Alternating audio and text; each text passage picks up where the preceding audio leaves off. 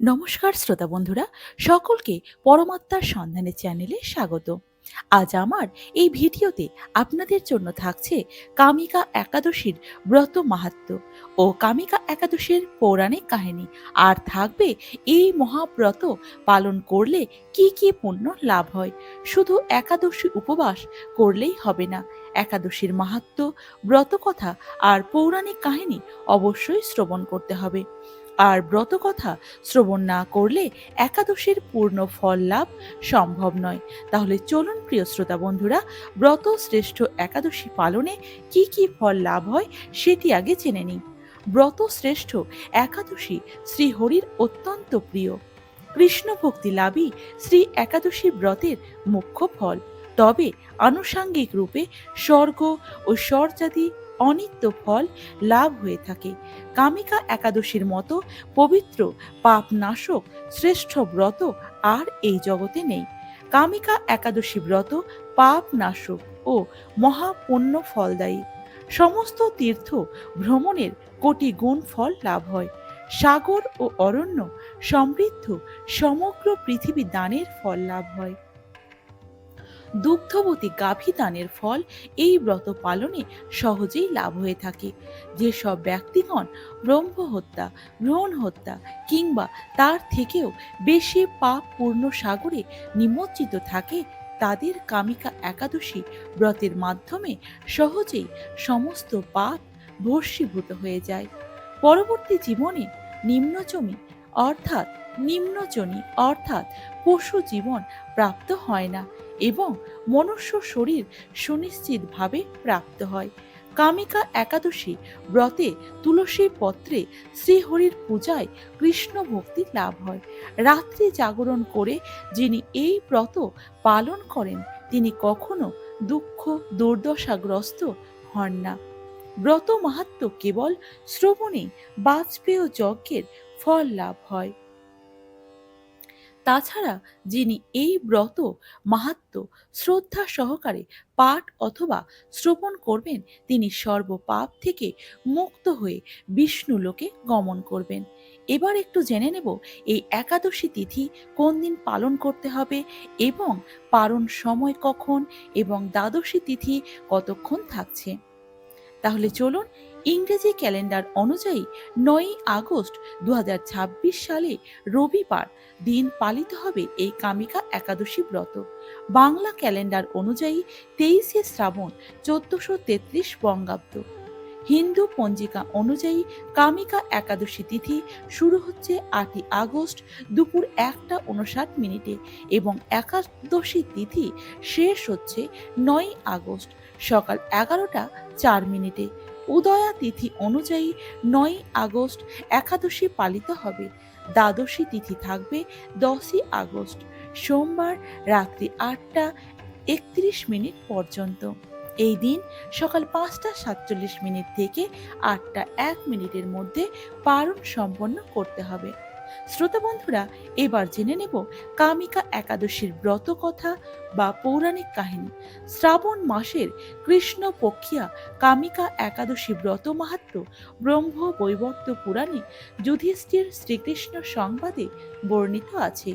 এই ব্রত সম্পর্কে জানবার উদ্দেশ্যে যুধিষ্ঠির মহারাজ ভগবান শ্রীকৃষ্ণকে জিজ্ঞাসা করলেন, হে জনার্দন, হে বাসুদেব, শ্রাবণ মাসের কৃষ্ণ পক্ষীয় তিথিতে যে একাদশী পালন করা হয় সেই একাদশীর নাম কি এবং এই একাদশীর মাহাত্ম্যই বা কি? কৃপা করে আমাকে সবিস্তারে বর্ণনা করুন।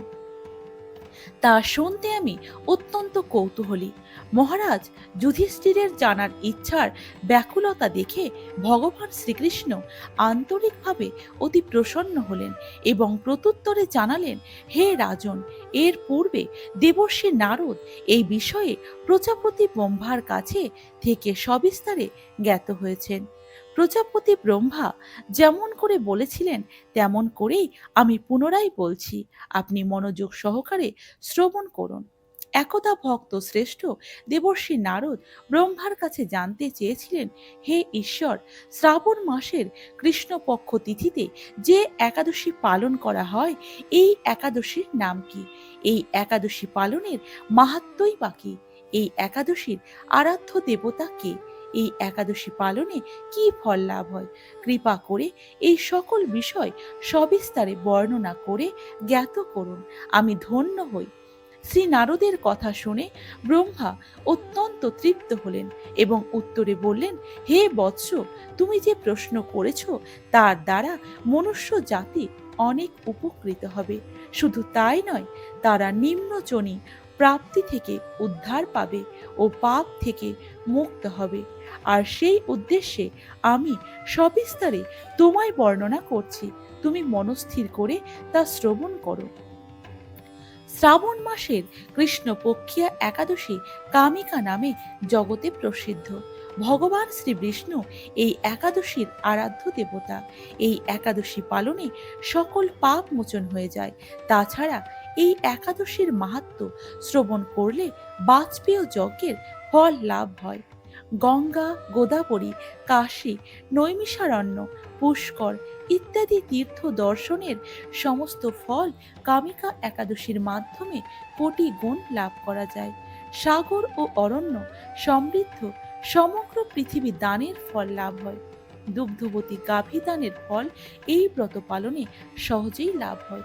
যেসব ব্যক্তিগণ ব্রহ্ম হত্যা, ভ্রূণ হত্যা কিংবা তার থেকেও বেশি পাপ পূর্ণ সাগরে নিমজ্জিত থাকে, তাদের কামিকা একাদশী ব্রতের মাধ্যমে সহজেই সমস্ত পাপ ভস্মীভূত হয়ে যায়। যে সকল ব্যক্তিরা রাত্রি জাগরণের মাধ্যমে এই ব্রত পালন করেন তাদের কখনো দুঃখ দুর্দশা থাকে না। পরবর্তী জীবনে নিম্নজনী অর্থাৎ পশু জীবন প্রাপ্ত হয় না এবং মনুষ্য শরীর সুনিশ্চিতভাবে প্রাপ্ত হয়। যে ব্যক্তি তুলসী পত্র দিয়ে বিষ্ণু পূজা করেন তাতে ভগবান এতই প্রসন্ন ও তৃপ্ত হন, মণি মুক্তাদি মূল্যবান রত্ন নিবেদন করলেও তেমন আনন্দিত হন না। যিনি বিষ্ণুর চরণে তুলসী মঞ্জরি এবং দুটো তুলসী পাতা সমেত তুলসী মঞ্জরি চয়ন করবেন, সেটি লাল চন্দনে লাগিয়ে নিবেদন করবেন শ্রীকৃষ্ণের চরণে, ভগবানের চরণে, তার জন্মার্জিত পাপ ক্ষয় হয়ে যাবে। তুলসী প্রসঙ্গে ব্রহ্মা আরো বললেন, হে নারদ, যে ব্যক্তি প্রতিদিন তুলসী পত্র দর্শন করে থাকেন তার সকল পাপ ভস্মীভূত হয়ে যায়। যে ব্যক্তি তুলসী পত্র স্পর্শ করেন তার পাপিষ্ঠ দেহ পবিত্র হয়ে যায়। তুলসী গাছে প্রণাম করলে দেহের সকল রোগ দূরীভূত হয়।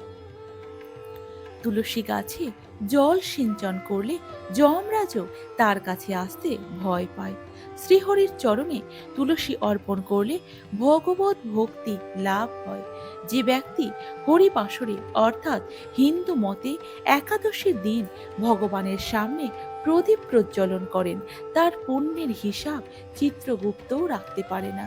এই পুণ্য লাভে তার পূর্বপুরুষেরাও পাপ থেকে মুক্ত হয়ে স্বর্গবাসী হয়ে থাকেন। ভগবান শ্রীকৃষ্ণ বললেন, হে রাজন, সর্ব পাপ হারিণী কামিকা একাদশীর মাহাত্ম্য আপনার কাছে বর্ণনা করলাম।